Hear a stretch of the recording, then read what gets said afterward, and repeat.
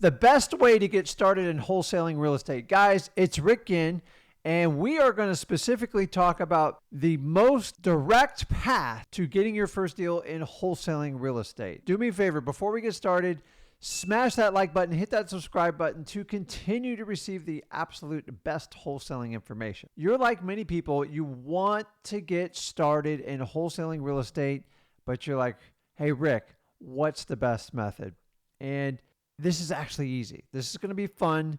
And I'm telling you, if you do this step by step, you should have very good success. So the first thing you need to do is identify your strength. What do I mean by that? Your strength. I believe every human being is born with a superpower. They're all unique and it's spread out amongst us. So if you don't know what your superpower is, which a lot of you do, but sometimes you don't, it took me a while to figure it out, is talk to the person that's closest to you, maybe a family member, your parents, a brother, a sister, your spouse, boyfriend, girlfriend, uncle, aunt, I don't care what it is. Ask them what's the one thing they like most about you. Now, most are going to say, hey, I love you, Rick, you're great, but you're looking for a specific description. Let me give you an example. If you make someone constantly laugh, it's your superpower. It's funny. People love to laugh. Laugh works in all aspects of life. If you're really good at articulating and listening to people, then that's your superpower. You have empathy. You know how to take information in. Some of you are really good at connecting with people. That's my superpower. Some of you just have photographic memories. You can recall details. Whatever it is, use it and implement it. So many times we try to do things that, hey, Rick or Zach or somebody else they're learning from on wholesaling, and they try to be that exact person, when in reality is, I need you to be you. You have to be yourself. You got to find out what your strength is. Once you know what your strength is, now you know what you could probably get the most traction for in getting started in wholesaling. Identify it. Now we're going to implement it. The next step, you got to pick your market. This is kind of easy. It's just analytical. You want to find the data that points in the best direction. The best way to do it is research cash buyers for the market you're looking at. And it's really easy to do. Go to listrei.com. You can use our PropStream account and it will help you identify areas that you want to target. Now, I'm all for virtual investing. Don't get me wrong. We do it. My favorite investing is always going to be in your backyard. I don't care where you are, even if you're in California, New York, even in Florida. The reality is, do what you know best. So if you're in a neighborhood, you know every house. When a house goes up for sale or you see a house with high grass or something like that, you know there's an issue. You know the value to the penny. It is your greatest opportunity to strike a wholesale deal. So even if you're doing virtual, I still want you to pay attention to your local market. You only need one deal to really change your trajectory in wholesaling. And why not do it in your own backyard? It doesn't mean you're going to flip 10 houses a month doing that.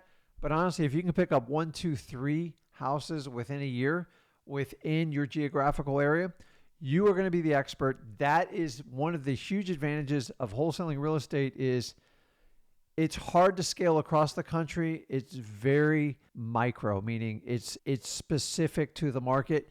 If you've been in a neighborhood for 10, 20 years, you know every house.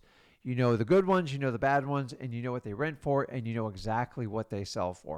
I don't care if you're doing virtual, make sure you do your backyard. I don't care where you're located. Just pay attention. It makes a huge difference. So let's talk about my favorite techniques for getting started in wholesaling. And these are often overlooked, but man, they work. My favorite and the fastest path to getting a deal is simply driving for dollars. Driving for dollars. We have plenty of videos. You can search it on our YouTube channel. My son goes into detail, Zach, on this. And it's simply the art of going around, taking a pad of paper, collecting addresses and writing them down and then going back, researching them. Remember, these are houses that have issues: overgrown grass, missing mailbox, blue tarp on the roof, like completely dilapidated. These houses need help because these houses are never going to sell traditionally with a real estate agent on the open market. They need cash buyers, and that's where you and me come in to solve these problems. So I love driving for dollars. There's no special skill set to it. Your superpowers doesn't really affect it unless you can't drive a car or like ride a bike. Driving for your dollars, I don't care how many deals you do, implement it in your plan because it will find the best, most profitable deals in the fastest amount of time. And this has not changed in 20 years of me doing this business. And the next one, cold calling. Now, if you understand what your superpower is and you do not like talking to people on the phone and you can't handle high rejection, cold calling is not going to be for you. Honestly, I'm not a big fan of cold calling. I find it very annoying. I hate when people cold call me, but Zach, on the other hand, is very good. The reason I'm giving you this suggestion, if you like to talk to people and you could care less if 1,000 people tell you no, cold calling, in my opinion, is the most scalable, efficient way to connect with as many possible home sellers to find a motivated seller in wholesaling. Is it painful? It is. But if you can get through it and get through that skill set, you can do amazing things. Honestly, the art of cold calling, all you do is you get your list of addresses, you skip trace them, and you call. It's simple. You just try to find people who have interest in selling a property, and then you ask your qualifying questions. Imagine if you had to drive to 10,000 addresses. But in cold calling, you can call 10,000 people and you can cut to the chase. Now, it might only be a 1.25% ratio, but it's extremely efficient. I find it painful, but if I had to do it over again, I'd probably find a way to get through it to get my first couple of deals. Leads me to the next one, SMS. So SMS is just the art of doing the same thing via text. Hugely advantageous. They are harder to convert because you got to get them on the phone. And to be honest with you, there is a lot of restrictions coming through carriers, and they're making this harder and harder. But from an efficiency standpoint and a scalability, if you're a single operator, in my honest opinion, it's one of the most easiest scalable ways to connect with motivated sellers as a wholesaler. Unfortunately, texting is getting more and more regulated. The carriers have requirements, and my prediction is in the next few years, this is probably going to be so regulated, it's not even going to be worth doing. But if you can run with it and you can get effective with it, go ahead and get it done. It's very, very scalable. The next one is really often overlooked, and this will never go away. It will never be illegal, and it will always be effective. It's the good old strategy of networking. Networking is just the ability to connect with others, being like-minded or not even like-minded, that have an interest in real estate where you can pair up with them and put two brains to work to make a deal. Now, how do you do this? The easiest way, in my opinion, is you start with your local REIA. So that's REIA, that's Real Estate Investors Association. I started in them. I actually love them because I'm a real estate junkie, particularly in wholesale, and I love just to go and connect with people and find out what they're doing. And it really gives me a good pulse on what's going on in the local market. You'll meet hard money lenders. You'll meet soft money partners. You'll meet other wholesalers. You people JV. You meet rehabbers. You meet landlords. Guys, it's actually awesome. Some of my first deals I put together because I couldn't figure out how to get a cash buyers list.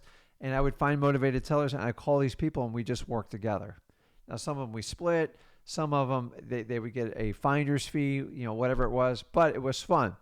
The other one I like doing is just good old bird dogging. Bird dogging is just the art of someone pointing you in the direction of a motivated seller. That could potentially be a deal. What better way than someone telling you, hey, I just talked to my cousin. He's missed 3 payments on his mortgage. He wants to sell it. He already left the house. If you can connect with him, it's usually a very fast deal. And because he or she's a buddy of yours, you're basically automatically endorsed and you can cut through all the competition and all the barriers that we typically have to do to connect with the motivated sellers. Now, keep in mind with a bird dog, you want to take care of them, but you cannot legally compensate them on the funding of a real estate transaction, but you can pay them as a marketing lead. So sometimes I pay them up front in advance, and then a lot of times you can take them to a dinner, you can get them a gift certificate, whatever it is, but it cannot be tied directly to the successful closing of that transaction. That is regulated and you need a license for it. Now, ask me what the best bird dogs are. I will tell you right now, the absolute best bird dogs in the business are going to be bartenders, waiters, and waitresses. Why? They literally talk to everybody. I've gotten so many deals from people in this type of business because let's face it, people go out, they gather in places, and they lay out their drama. And they typically going to give it to the bartender, the waiter, or the waitress. And what better opportunity to network with someone where they can make a nice return for giving you a lead and you can help out a motivated seller in a tough situation. Think about it. It's a shortcut to a smoking wholesale deal, often overlooked, but I'm telling you the value in it is phenomenal. Another one a lot of people just skip is just flat out Bandit Signs. Now, full disclosure, I did Bandit Signs in the beginning. I didn't start with them, but I definitely had a big run with them. And I stopped doing them for like about 10 years. It just like I didn't want to go out and do it. Now, I'll let you understand Bandit Signs. If I was going to do Bandit Signs today, and it's legal to put up in your city or county, which you want to do the research on it, and you want to be responsible about it, is I would just buy the white sheets from a local print shop. I would go to Home Depot, get that giant black felt marker, and I would write 3 lines simply on it. I stay away from We Buy Houses just because it's a very tired old line. Guys, Google it. There's a million things, but 3 lines at the most. No more than 3 lines right on one side, white background, black ink. Put your phone number very clearly on there, and then answer the calls live. I stopped doing it for 10 years. It's not the funnest work because I would go out in the middle of the night and put them out in the medians while I was running around the car. And if you're going to do it, if you can have someone drive while the other one pushes and places the signs, because guys, it's just business is not worth dying over. So I need you to be safe when you go out and put out the signs. I have a serious heart for people who do Bandit Signs because when you put them in your car, they stink. Like the ink and everything's just a terrible smell, especially if you have them professionally printed because it's like a UV ink and it's actually toxic to you. I remember my wife saying the garage just smells horrible. I can't go near it. I had the whole garage full of signs. And honestly, I took a lot of flack for years from my family, including my young son at the time didn't understand that smell was going to be the smell of money of wholesaling. So that's my disclosure on Bandit Signs. But like they still work. The ideal place to where do you put the sign is you want to put it somewhere where someone's going to stop a car and read the sign. Now they got a very short attention span. Any Home Depot, Walmart, Lowe's, any of the big box stores is the absolute best place to put them. And whenever I have a sign that sticks out for at least 10 hours or more, the phone rings very steadily. You do have challenges with cities taking them down. There are ordinances against it, and you do have to be respectful. But when I was younger, man, it worked really well. Zach started on Bandit Signs.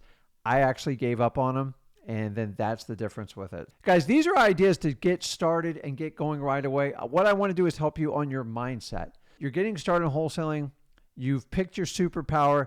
You've picked your market. You're going to pick one of these steps I just described to you because to me, they are fast and they are very direct. My recommendation is pick one and stick with it till you get a deal because it'll teach you to master that one.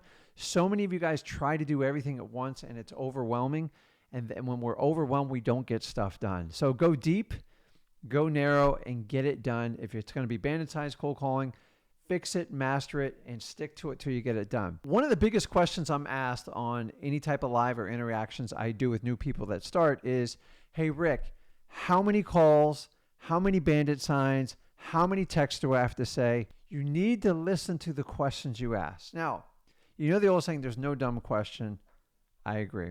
But the quality of the question you ask is going to dictate your income. Let me give you an example. So if you say, hey, Rick, I want to make more money. Okay, here's $1. I've satisfied it. That's what you're telling your brain to do when you do that. And you have to think about what you're asking. Thoughtful questions will help give precise action and direction. As my good friend Tony Robbins says, and I love his stuff and anything you get from Tony Robbins, I just love how he coaches the mindset to truly excel in life. He says, change your story, change your life. The only way you can do that is through high quality questions. So we need to be specific. So you guys know if you ask me, Rick, how many cold calls do I have to make before I get a deal? The technical answer to that too is one. The reality of the answer is it's going to be different for everyone. So many factors come into play. I can't answer that in one sentence. The question is this is the question and the mindset you have to be in to really commit to wholesaling. How many calls are you willing to endure to get your first deal? How many are you willing to endure? And if you can't say 100,000 or 1,000,000, don't do it, because nobody can guarantee the outcome. Only the man upstairs can. If you're set like after 500 calls, I give up, you've already given up. So I can't tell you it. There is no magic ball. And so if I don't know the answer and you don't know the answer and I tell you an answer, if you get to 1,000 calls and you don't do it, you're going to quit and you're going to prove your own self right.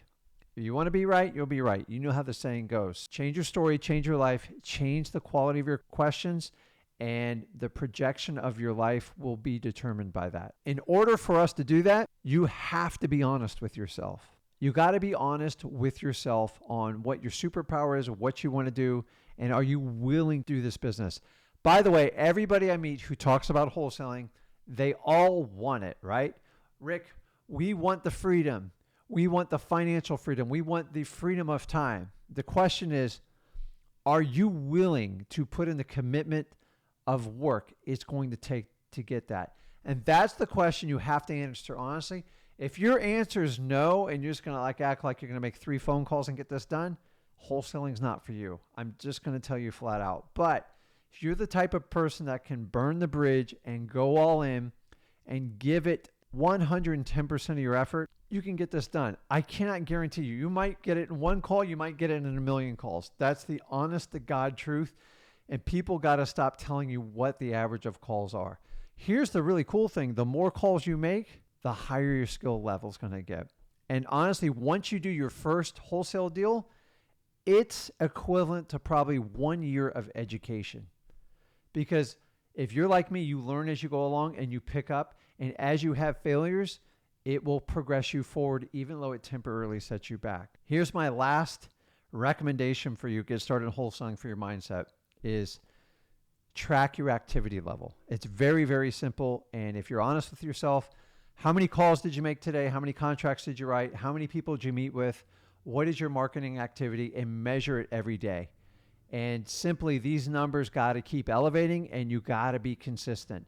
If you take 3 days off and stop it, it's going to set you back weeks. Take a simple sheet of paper, make an Excel spreadsheet. I don't care what you do.